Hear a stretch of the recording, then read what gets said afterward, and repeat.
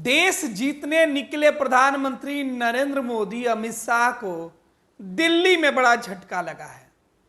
जिस जेएनयू के नाम पे बीजेपी वालों का रोम रोम रोने लगता है, जिस जेएनयू की एक आवाज से भाजपा में भगदड़ मच जाती है, जिस जेएनयू के नारे की गूंज से देश की दिल्ली हिल जाती है, राजधानी में उन नारों का हिसाब किताब होता है। देर रात तक छात्रों के नारे देश की सियासत को गरमा देते हैं। उस जेएनयू से 28 साल के बाद एक दलित ने जीत हासिल की है। दरअसल जेएनयू में गूंजने वाली वो जीत के नारों के नायक बिहार से ताल्लुक रखता है। बिहार से ताल्लुक रखने वाला वो नायक कोई पहला नहीं है, लेकिन इसके पहले एक और शख्स ने अपनी पहचान जेएनयू से बनाई थी, जो प्रधानमंत्री नरेंद्र मोदी को हर मोर्चे पर रोकने में आज साफ खड़ा दिखता है। कन्हैया कुमार। बिहार के बेगूसराय से निकला यह शख्स तिहाड़ तक जा चुका है। जेएनयू में जब भी आंदोलन की बात होती है तो बिहार और बिहारी दमखम के साथ आगे बढ़ते हैं। इस बार भी जेएनयू के अंदर इलेक्शन हुए। चुनाव में नतीजे जब सामने आए तो बीजेपी की जो विंग है छात्र इकाई की, उसे करारी शिकस्त मिली। अखिल भारतीय विद्यार्थी परिषद और उसकी जो सहयोगी टीमें थी, उनको शिकस्त मिली तो लेफ्ट को बड़ी जीत मिली।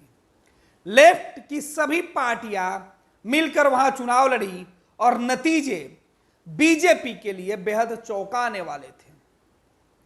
लोकसभा चुनाव के ठीक पहले जेएनयू के दीवारों से वो गूंज एक बार फिर से निकली, जिस गूंज के नारों ने दिल्ली की वर्तमान सल्तनत को हिला दी है। दरअसल ये बातें हम इसलिए कह रहे हैं कि जेएनयू में एक बार फिर से लेफ्ट की आवाज गूंजेगी। हालांकि लेफ्ट की आवाज कई सालों से गूंज रही है, लेकिन पिछले 28 सालों के बाद अब एक और दलित की आवाज गूंजेगी।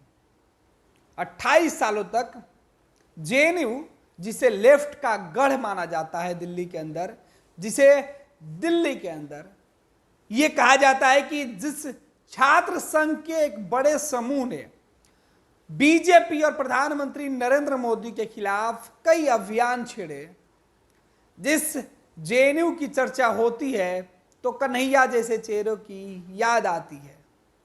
लेफ्ट की विचारधारा सामने दिखने लगती है। उस जेएनयू से एक बार फिर से लेफ्ट ने अपने उम्मीदवार को जिता लिया है। एबीवीपी के जो उम्मीदवार थे उन्हें शिकस्त मिली है। लेकिन लोकसभा चुनाव के बीच में यह जीत कई मायने में अहम हो गई है, क्योंकि यह जीत बिहार की सियासत को पूरी तरीके से प्रभावित कर सकती है।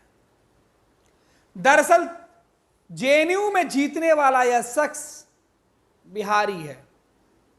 वैसे तो दुनिया के हर कोने में आपको बिहारी मिल जाएंगे और इनकी काबिलियत आपको प्रभावित करेगी, लेकिन जेएनयू जैसे संगठन वाले बड़े यूनिवर्सिटी के अंदर, जहां छात्र राजनीति का उदय होता है, जहां छात्र राजनीति की सियासत के ककहरे की किताबें पढ़ते हैं और देश और दुनिया के बीच अंतर, मतभेद, विचार, तर्क को सींचते हैं, खुद को उस लायक बनाते हैं, तपते हैं और तब सियासत के मैदान में खुद को तौल कर उतारते हैं।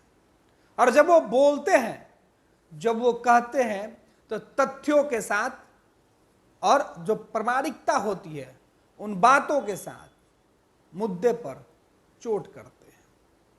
और यही बात लोगों को नागवार गुजर जाती है। जेएनयू यानी कि लेफ्ट मतलब जेएनयू के लाल झंडे वाले उस यूनिवर्सिटी में एक बार फिर से कोविड के बाद 4 साल के बाद फिर वो नारे गूंजेंगे। फिर एक बार से जेएनयू के अंदर लाल सलाम के नारे गूंजेंगे। आपको बता दें कि जेएनयू के अंदर जो छात्र नेता की जीत हुई है धनंजय, वो बिहार के गया के रहने वाले हैं। गया इसलिए भी सुर्खियों में है क्योंकि गया के पूर्व मुख्यमंत्री जीतन राम एक बार फिर से चुनाव के मैदान में है। संजोग वो भी दलित है। गया लोकसभा की सीट भी सुरक्षित है और इस बार गया से निकला शख्स दिल्ली जीत लिया है, जेएनयू जीत लिया है। धनंजय के बारे में कई बातें निकलकर सामने आ रही है। धनंजय की बात करने का तरीका, धनंजय के अंदर नारे गढ़ने की काबिलियत, जेएनयू में छात्र संघ के जो नेता हैं या जेएनयू में पढ़ने वाले जो छात्र थे वो काफी प्रभावित हुए। जेएनयू में पीएचडी कर रहे हैं धनंजय और वहीं से पीएचडी की पढ़ाई करते करते धनंजय सियासत की रंग रंग को पढ़ लिया।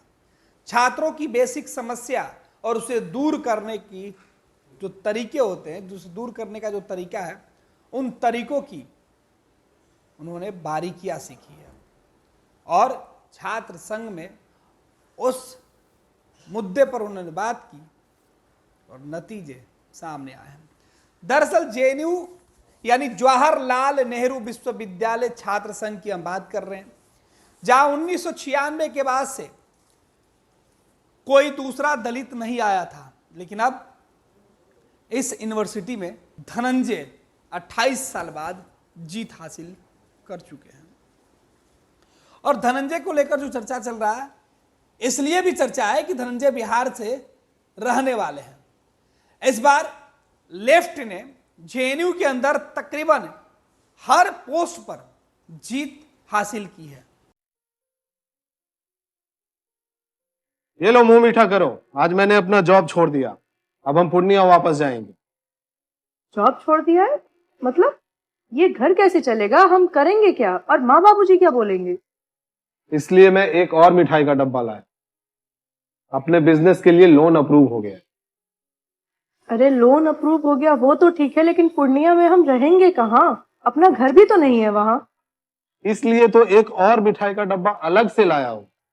हमने पूर्णिया में घर ले लिया है, पूर्णिया के ई होम्स पैनोरमा में। पूर्णिया में पैनोरमा ग्रुप लेकर आए हैं ई होम्स पैनोरमा, बड़ा घर, आलीशान जिंदगी और अत्याधुनिक सुविधाओं के संग। अरे अरे, अब क्यों मुंह मीठा करवा रही हो? क्योंकि हम घर वापसी जो कर रहे हैं।